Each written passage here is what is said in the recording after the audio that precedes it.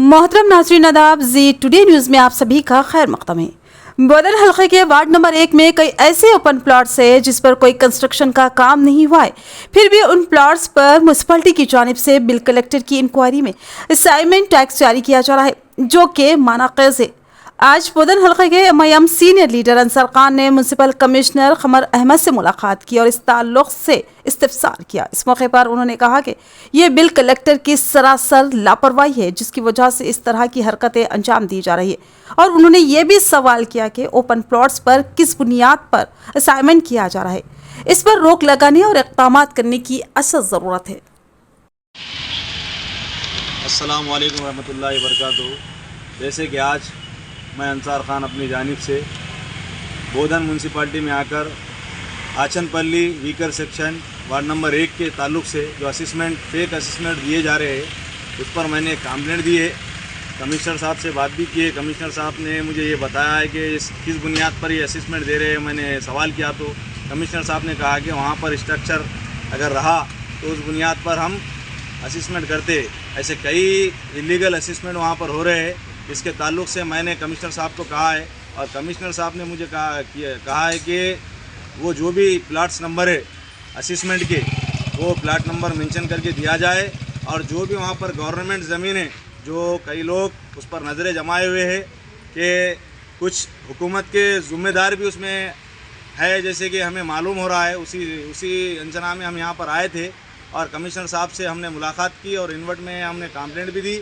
और कमिश्नर साहब ने हमें ये तयक़ुन दिया कि वीकर सेक्शन पे अगर कंस्ट्रक्शन रहेगा तो हम असिस्मेंट देंगे कंस्ट्रक्शन के बुनियाद पर।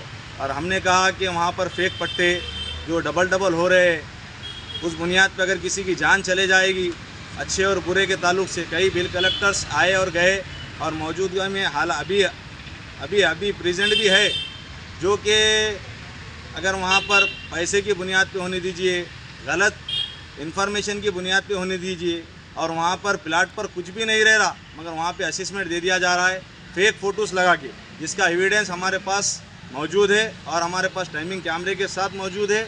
अब अगर कल जाकर वो अगर डालना भी चाहे तो वो होने वाली बात नहीं है। और कई ऐसे लोग हैं जो ज़िम्मेदारान, जो कि गरीबों की ज़मीनों को जो गवर्नमेंट से प्लाट्स दिए गए उनके प्लाटों को कब्ज़ा कर रहे हैं।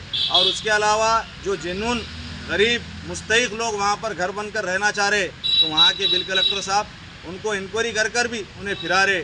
एक एससी कैंडिडेट है जिनका घर है, उनका नाम मैं भूल रहा हूँ, उनका घर मुकम्मल बन चुका है मगर उनको इसी बुनियाद पे टैक्स नहीं दिया जा रहा। क्यों नहीं दिया जा रहा, ये हम सवाल कल इंशाअल्लाह फिर एक बार करेंगे।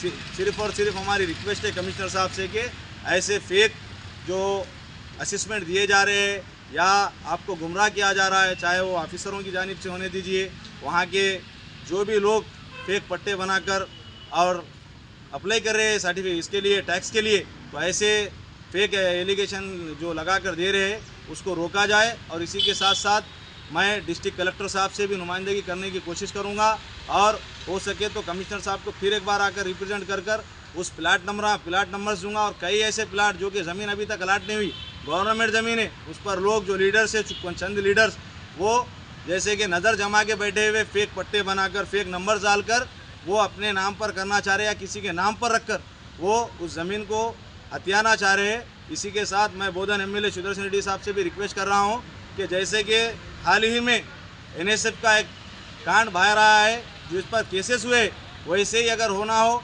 अगर आटो नगर 1 नंबर वार्ड और आचनपल्ली में अगर होगा तो कई लोगों की जान जा सकती है।